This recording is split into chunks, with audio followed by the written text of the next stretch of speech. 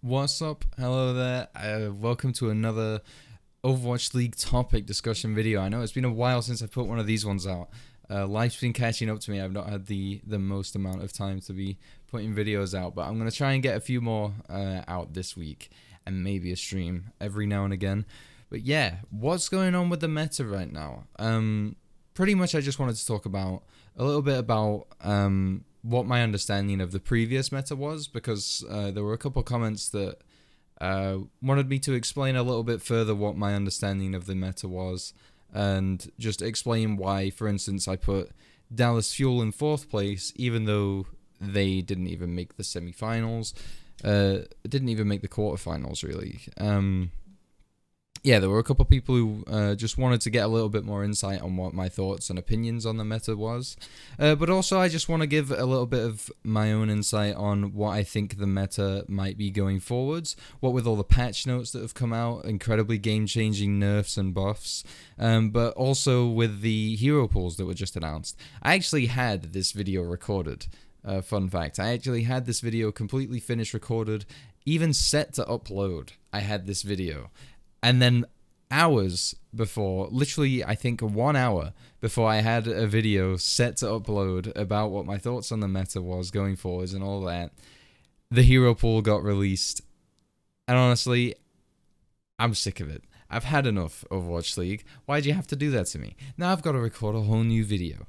But it's fine, honestly, I don't mind. But anyway, first, I just want to start by sort of going a little bit more over what my thoughts on the last meta was, what I thought of the Genji comps, how the Genji comps were played by different teams, the Tracer comps, all that kind of thing. And I want to explain my thoughts behind that and my reasons for placing certain teams above other teams, even though if you were to look at the standings, you wouldn't really expect that. Particularly Dallas Fuel and Titans were the two teams that people were particularly confused about as to why I placed Titans so low and why I placed Justice a little bit high. And honestly, looking back, I do think I did place Justice a little bit too high. But at the same time, the debate in my mind, I don't know if it was too high. I feel like it was, but I don't know if it was. I haven't thought about it too much.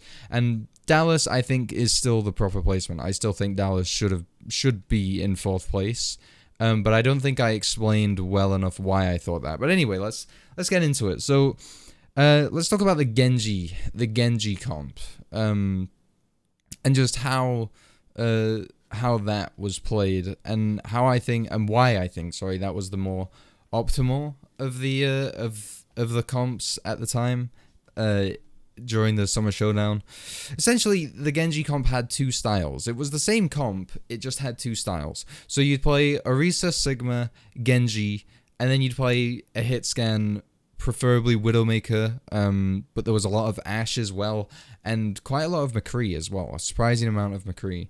But then, as your supports, you would play Brigitte and Baptiste. Now, the sort of way that seemed to be the best way was a very aggressive style, a very brawly-centric style of Genji play. That's what Paris used very well. They essentially just put all of their resources onto Sparkle, their Genji player, and then just sent Sparkle in there to do insane amounts of damage. Like, if there was a clump of enemies in front of him, he would dash through them, regardless of whether it's safe or not, because as Genji at that point, not really going forwards, but at that point, he would have armor pack, so he'd be 250 HP. He would be doing a ridiculous amount of damage, because of all the Genji buffs that came through, and on top of that, more than likely, they would all have been pulled together by the Orisa as well, so that's even more resources just being put onto the Genji, essentially being put into the Genji, so that he can just dash through, turn around, right-click a few times, get a shit ton of damage done, and then basically be 50% on ult charge within seconds.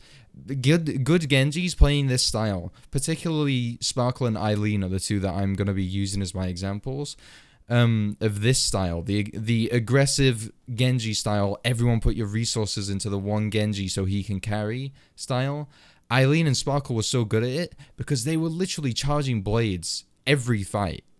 And that's not an over-exaggeration. Every single fight, pretty much without fail, they would charge a new blade. There were definitely other teams that did this as well. Agilities and Toronto Defiant was doing this. Washington Justice were doing this. But I don't think either of those teams did it as well as Paris or Guangzhou did. And, you know, it's pretty obvious me saying that considering Paris and Guangzhou were both the teams that won in APAC and in NA. And that's why I think this comp was the optimal comp. Now, it's not only because they had really good Genji players, and so they carried, though. Because it's also just because I think this comp is generally easier to play. Like, if you were to make a mistake as a tank in this comp, it wouldn't matter as much. Because even if you're getting punished as, say, a Sigma, for example, it wouldn't matter as much because there's so many resources from your team still going into the Genji. If you're not directly dealing with the Genji, if you're playing against this style of this comp, then you will probably not do too well against it because as long as the Genji is alive and as long as the Genji is getting resources, he's going to be able to do a lot of work, especially previously when he can have an armor pack too, because he can go aggressive and it's incredibly difficult to punish this Genji. And that's why players like Sparkle managed to find so much value on Genji, managed to charge blade practically every fight, managed to get a ridiculous amount of damage done, was getting like up to a 3k pretty much every fight that they won. And it's because he has so many resources going into him and he plays such an aggressive style that he's just able to get away with it.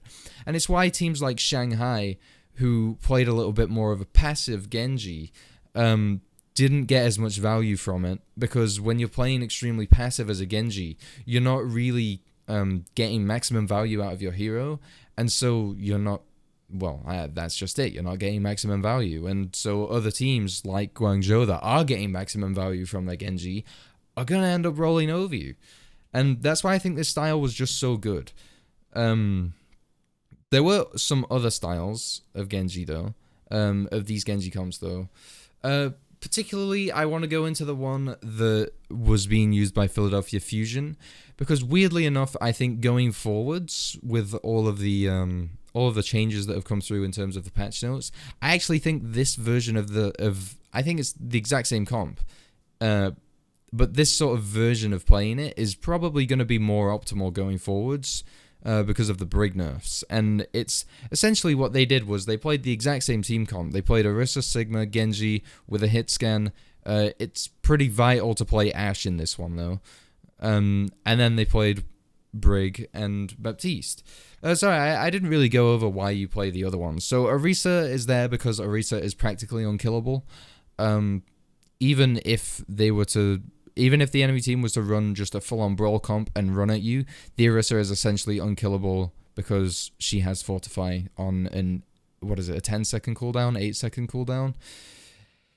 Yeah, Fortify is stupidly overpowered in my opinion, and Orisa is just the go-to main tank. I think if you're not playing Orisa for whatever reason, you're probably wrong, just because Fortify and Pull are two stupidly powerful abilities, and until they get nerfed, Orisa's still going to be stupidly powerful. But anyway, so you play Orisa for that reason, but also mostly because the pull.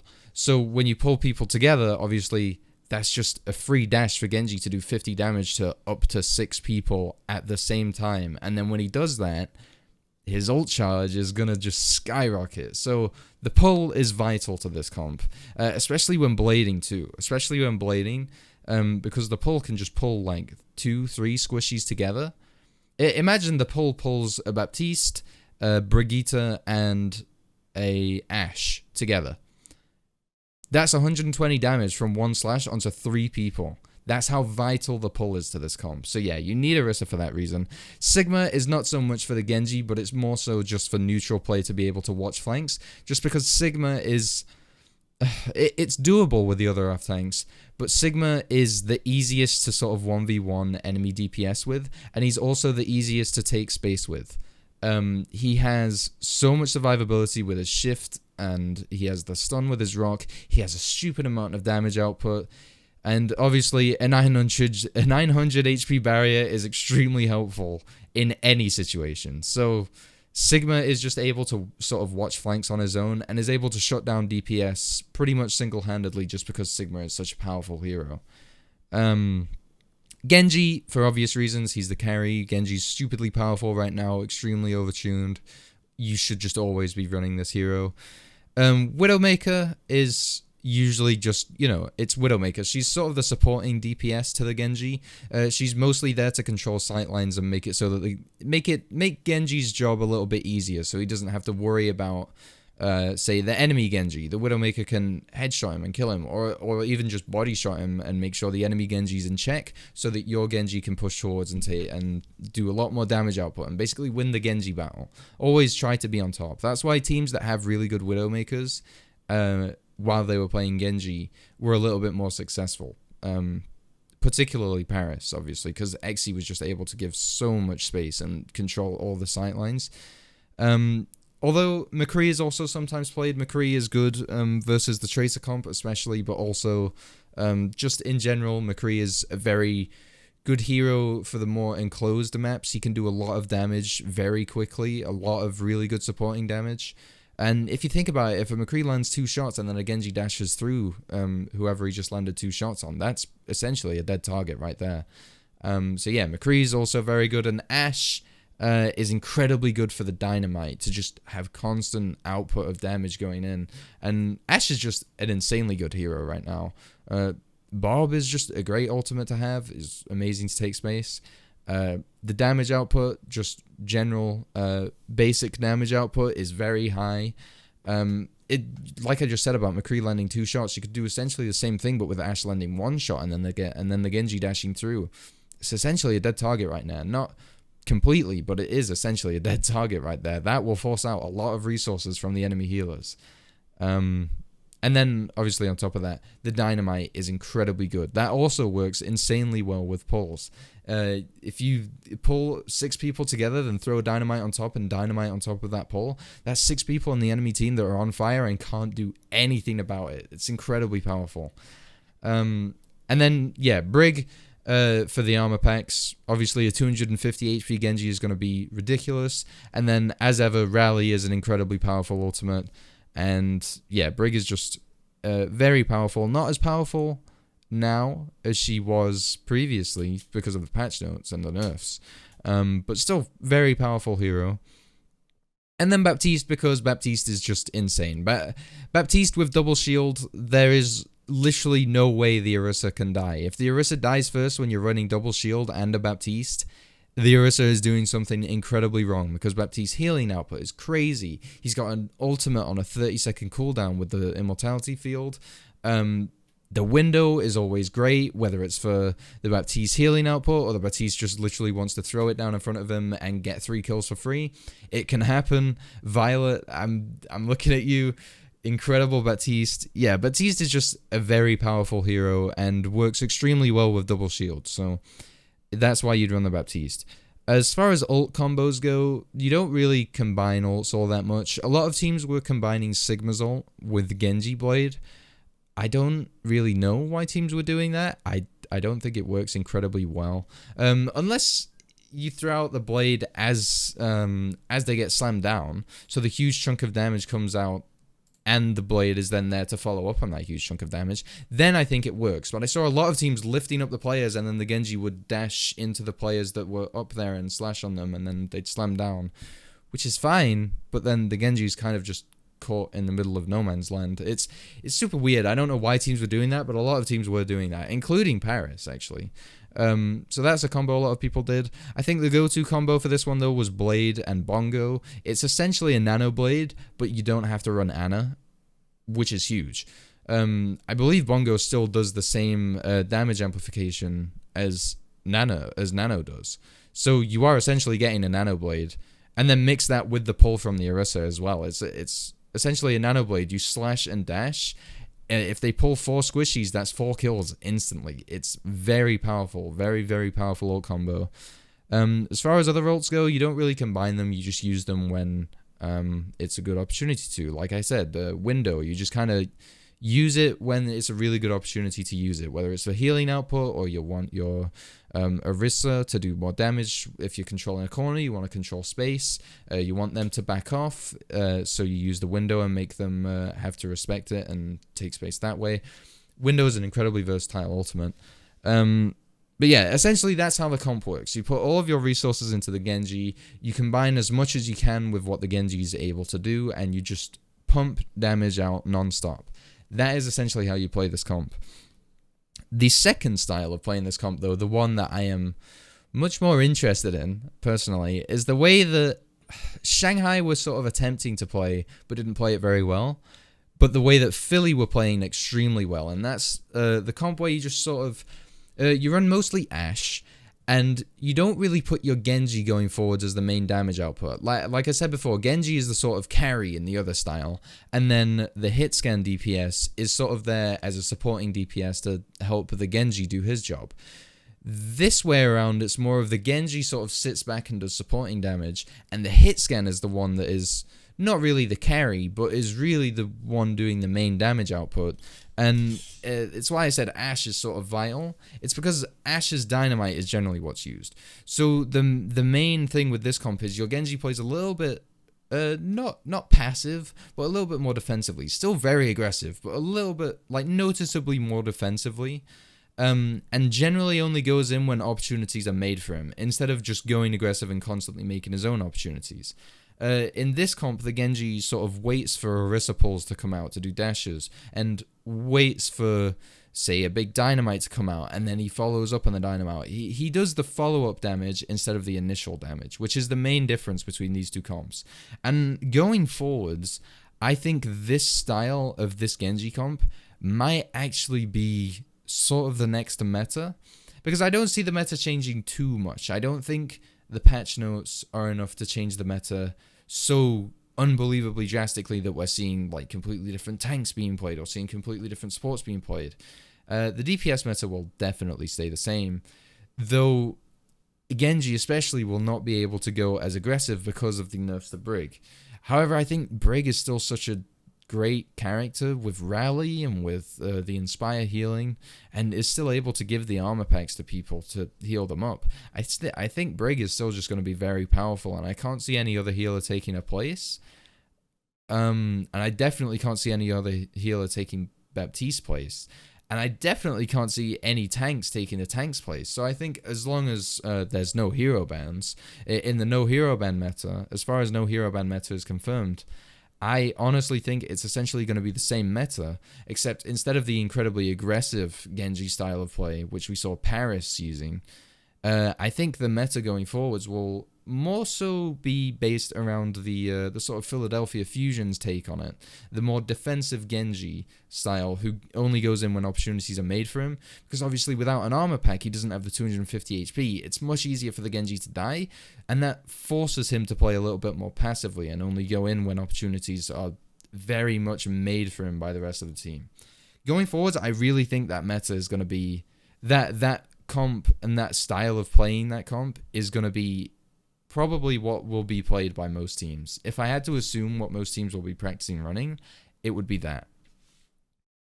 Now moving on to what is a little bit controversial. I think a lot of people have very different takes on this comp, and this is the one that people question me the most about. So I'll try and explain some of the decisions that I made in this one. The Tracer comp. I don't think that the Tracer comp was bad. A lot of people in my Power Rankings video, I think, went out with the assumption that I think the Tracer comp is a bad comp. But that's not true. I definitely think that the Tracer comp, when played extremely well, when played flawlessly, the Tracer comp is incredibly powerful. I think it's probably just as powerful as the Genji comp is, as long as it's being played flawlessly. But that's just it. The Genji comp is incredibly powerful whether it's being played flawlessly or not. Even Paris, the team that won, I think were very flawed. They definitely had flaws in their gameplay that you could see. But because they were playing the Genji comp, the flaws didn't really matter as much. Whereas SF Shock, San Francisco, they were playing the Tracer comp, and they were playing the Tracer comp near flawlessly. I had to look really hard for flaws with how San Francisco were running that Tracer comp. They are an incredibly good, tight, just incredibly good team. And so they played this comp essentially flawlessly. But even so, even the tiniest of errors versus the Genji comp can be picked up on and can be punished. And that's why I think the Genji comp is just generally better, because even though the peaks of both comps are at the same level, it's just more difficult to peak using the Tracer comp. Whereas the Genji comp, you can make mistakes, but they're way more difficult to punish than if you were to make mistakes using the Tracer comp. And that's why I think that the Tracer comp was just generally a little bit less viable to run than the Genji comp was. And that's why I put teams like Vancouver pretty low, because Vancouver were not able to play the Genji comp optimally. And by that I mean Dalton, just to me at least, the way I was reading his gameplay, seemed to struggle a lot on Genji. He didn't seem to be as comfortable on Genji as players like, I would even say, like Chuba. He didn't seem as comfortable on Genji as players who you wouldn't even expect to be great Genji players. Not to say that you'd expect Dalton to be a great Genji player, I'm just making the point that he didn't seem comfortable on Genji. And so in a meta where to run the Tracer comp you have to run it extremely flawlessly, or you can run the Genji comp and get away with those flaws. In a meta where their only option really was to run the Tracer comp, and even then they were not able to run it flawlessly, and so they were easily punished by Paris, I didn't feel comfortable rating them any higher than where I did, and I kind of still stand by that. I genuinely don't think, like, people were criticizing me for putting Washington and Dallas so high, but if I was to think of a match where Dallas went up against Titans, I think Titans would get absolutely stomped, because Dallas were really good at the Genji. Dallas, even though they didn't play it as much as I think they should have, they didn't play it on Lijiang, where they definitely should have, and they didn't really play it on Gibraltar either, and I don't know what Dallas's reasoning behind that was, but I think if they were to play it on those maps, they would have put a really good fight up against Paris. And in the times where they did play it, like on King's Row, they absolutely stomped Paris on King's Row. They actually looked incredibly good at the Genji comp.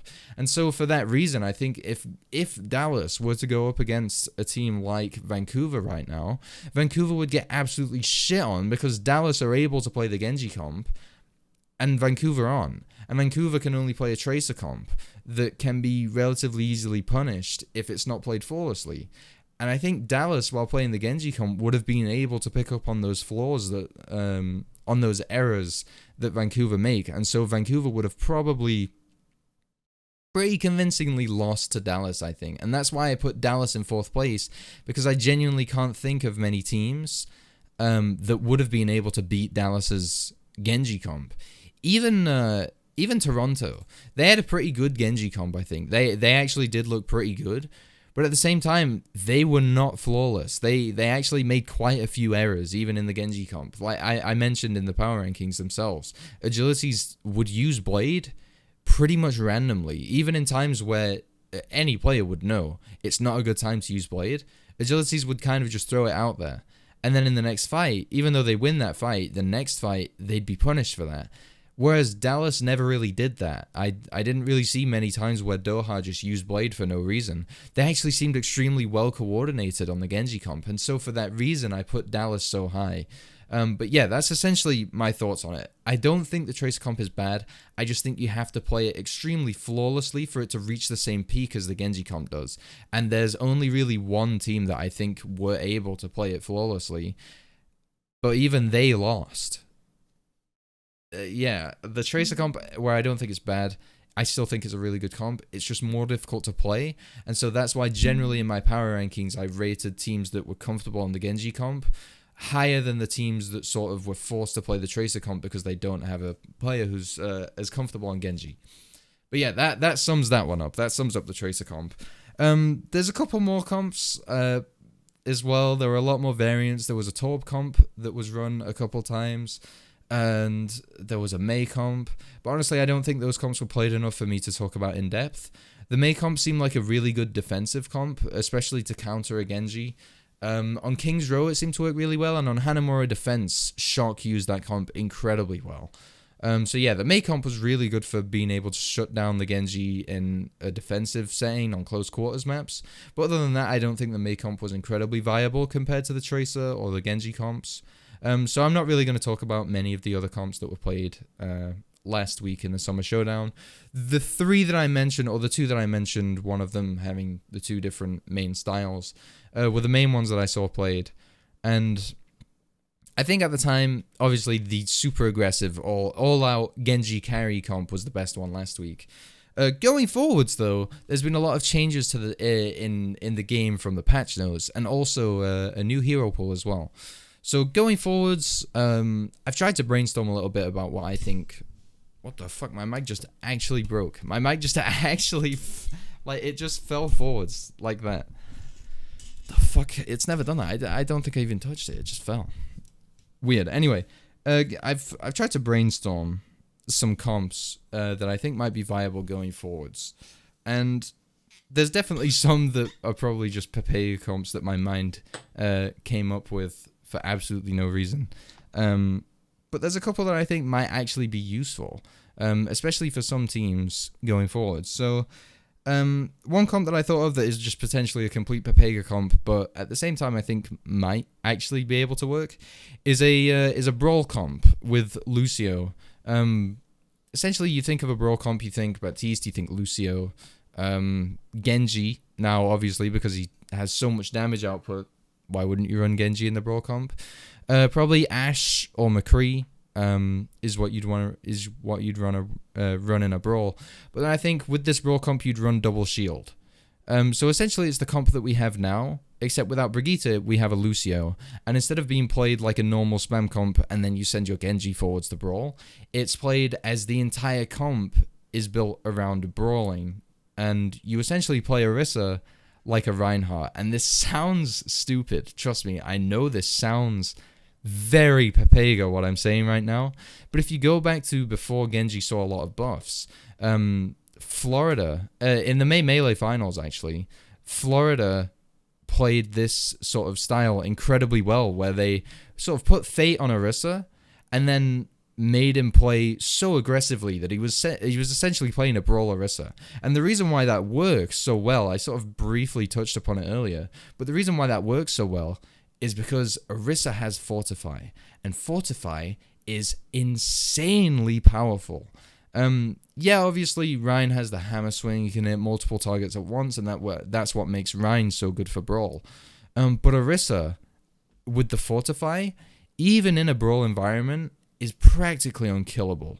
The Fortify makes it so that she takes 50% damage, or 40%, I don't exactly remember if I'm honest with you. I think it's 40% damage, which is an insane, it's an insane amount of damage mitigation. But then on top of that, she can't be stunned, which in a Brawl setting, if you've ever played Rein in a Brawl, you know that all that happens is you get stunned, frozen, slept, all this shit just constantly happens to you over and over again, whereas Orisa, that's just literally not a problem. And you can essentially play the exact same style, except the drawback is you can't hit multiple targets at once. But at the same time, I don't think that matters that much if your goal in the Brawl is to single out a target and focus that one down. Especially when Genji does as much damage as he does right now, he'll be able to hit those multiple targets with the dash, and you'd still be able to pull them together. Genji's right clicks do an incredible amount of damage onto grouped up targets. I just think this comp will work insanely well. And then obviously, again, you don't need the Ana. You don't need an Ana to be played. So you can still play Baptiste, who is insanely powerful. Because Bongo is still a thing. And so you won't need to Nano to get a lot of value out of the Blade. You can just Bongo and Blade as well. You can Blongo. So that was that comp idea. And obviously Lucio as well, instead of Brig, because Brig got nerfed, and Lucio has speed boost, so you can engage, disengage really fast in a brawly style. I'm genuinely not sure though. Going forwards, I do honestly think the main comp that will be played is the exact same comp that we saw in the Summer Showdown. It's just the Philadelphia Fusion's style of playing it will probably be a lot better than the Paris style that did really well. That's my real prediction. I think that comp will still be the most powerful. I have seen a lot of Ana plus Moira or Ana plus Mercy comps being played, which is super weird to me because I think Baptiste is so good. Surely if you wanted to run Ana, you'd run Ana Baptiste. And it's also weird because then you don't have a big defensive ultimate like a Rally even a Zen, for example. I think would be really good because then you'd have you'd be able to pop a trance. And then Lucio as well. A reason why I thought Lucio would work well is because you have Sound Barrier, which is just a really big, very nice defensive ultimate to counter a lot of enemy teams' ultimates. But if you were to play Ana Moira or Ana Mercy, which is what I've been seeing a lot of in sort of like GM top 500 ranked, I've been seeing a lot of that combo being played, and so maybe that could be good going forwards. I think the lack of a defensive ultimate is a little bit weird for sure, and I definitely think BAP is being underutilized as far as that goes because BAP is so powerful. But maybe there's just something there that I'm not seeing. I think if I had to break it down into what tanks and DPS and supports I think will be really effective going forwards, obviously Orisa I think is a stupidly good tank. So Orisa would be the go-to, but Orisa's banned. So who do I think is going to be really good? I think as long as Genji's good, Winston is probably going to be just a solid pick, especially if you're the Shanghai Dragons and you have a good Winston player. I think Winston's just going to be a very solid pick.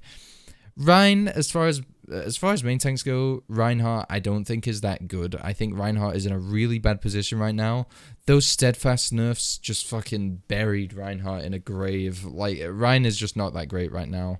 You can play him fairly well on very enclosed maps, like Lijiang Tower and Nepal are two incredibly good maps for Reinhardt right now. King's Row as well would probably be a good map for Reinhardt. Other than those maps, I really don't see Rein getting much playtime. As far as off-tanks go, I think if you were going to play Winston, obviously D.Va is a fantastic choice. Just because she saw some really good buffs recently to her damage output, which might make her a little bit better versus DPS heroes, better versus Genji. But for the most part, I think Sigma is so stupidly powerful. As soon as Orisa comes back, Sigma will again be just number one played because Sigma is stupidly powerful.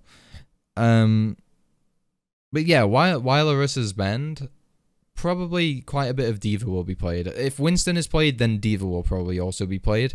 And thinking about it as well as maybe Zarya. Maybe Zarya too.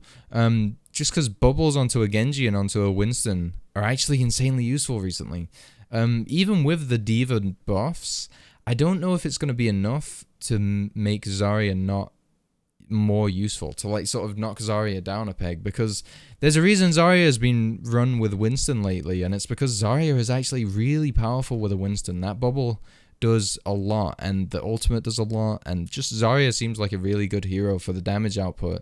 And obviously Zarya versus a Genji is really good because he can shoot through the deflect and make it so that Genji can't go quite as aggressive. So maybe a Winston Zarya comp going forwards could be incredibly useful. A Winston Zarya Genji comp going forwards, that might be something we could see. DPS, as far as they go, I think Genji is just going to be a mainstay. I think some teams are still going to try and force the Mei a little bit, but I don't think it's going to be as valuable, especially not versus Dive. But yeah, Genji for the most part, and Ashe, I still see no reason to not play Ashe. I think Ashe is actually going to be incredibly useful going forwards. Teams with really good Widowmakers obviously will still keep playing Widowmaker. As far as Tracer goes, I think some teams might still force the Tracer comps, and some teams like New York maybe might even force Genji Tracer. I don't think that would work well at all going forwards. But yeah, some teams might like to play Tracer still. For my money though, I still think Genji's just way too powerful, and I still think Widowmaker and Ashe will probably be the main two hit scan that are played with it, both in Dive and once the hero pool opens up again and Orisa and Sigma are being played. I think they'll be played there as well. And then as far as supports go, honestly, every single support is viable. Every support that you can think of is probably viable. I think Moira is viable because the orbs are really good, and her healing output is still very high, and I think her ultimate as well, with Dive, is incredibly good. And especially if you're going to be playing into a lot of Dive, Moira can be really good because she is one of the few support heroes that can effectively escape Dive very easily. Obviously, I think Baptiste is still really good. It's just kind of difficult to play Baptiste with dive. So maybe if dive becomes a thing in the hero pools, in the hero pool meta, then maybe we'll see a little bit less Baptiste. I think Anna will be very good if dive becomes a thing. Anna has always been great with dive. She can farm nanos very fast, and Nano Blade right now is going to be crazy good. Oh, I forgot to mention as far as DPS goes, Sombra might be kind of good. Her damage output has been heightened by a lot with the recent buff to her to a bullet spread, and hack can be really good, especially versus a Genji. So maybe we'll see some Genji Sombra dives in there potentially. I don't know about that one though. I'd feel more comfortable with saying that Widowmaker and Ashe are still going to be the mainstays for hit scans going forwards. Anyway, back onto supports. Mercy, I think, could be good. Zen, I think, could be... Honestly, all the supports are pretty viable right now. I don't actually remember which support got banned, if I'm being honest with you. Let me find out very fast. It was Anna. Anna got banned. So, yeah, probably not an Anna then, in that case, as far as working with the dive goes. If Anna's banned in a dive, then I can probably see Mercy being played. I can probably see Zen being played, honestly. I can see Moira. I can see anything, honestly, as far as dive goes. I can even see Brig still being played. So yeah, as far as the hero pools meta goes with supports, it's pretty much free game. But other than that, I don't know. As far as teams going forwards that I think are going to be really good, obviously Shock I think will more than likely be back on top after having more practice with Rascal and Genji. I think Shock are going to be probably a very, very powerful team going forwards.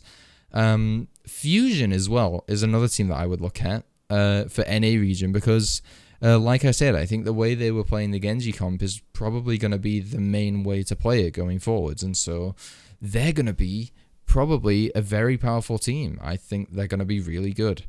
As far as APAC region goes, Guangzhou, obviously, they just won using this comp, and I think if the same comp is powerful going forwards, Guangzhou, yeah, for sure. Shanghai as well, I think, again, they're a similar case to the San Francisco Shock. I think Shanghai more than likely will just come back with more practice using Genji, and will probably be back on top again very soon. But yeah, those are my teams to look out for. Those are my 4 teams to look out for. As far as Paris goes, I think they'll still be good. I just don't think they'll be as good because they can't have Sparkle be a solo carry. They're going to be a little bit more reliant on their other players, and I'm just not as confident in their other players. So as far as Paris goes, they'll probably still be top 5 for sure. For sure top 5 in NA. But I don't think they'll get much higher than that. At max, they'll probably be 3rd. I think both Philadelphia and Shock will probably be better teams than them coming back. But anyway, this video was way longer as ever than I intended it to be. So yeah, I'll quickly end it now. Thank you so much for watching. Leave any comments on your thoughts on what you think the future metas will be, what your thoughts on the hero pool is, and yeah, I'll see you in upcoming live streams or another video coming up. Thanks for watching.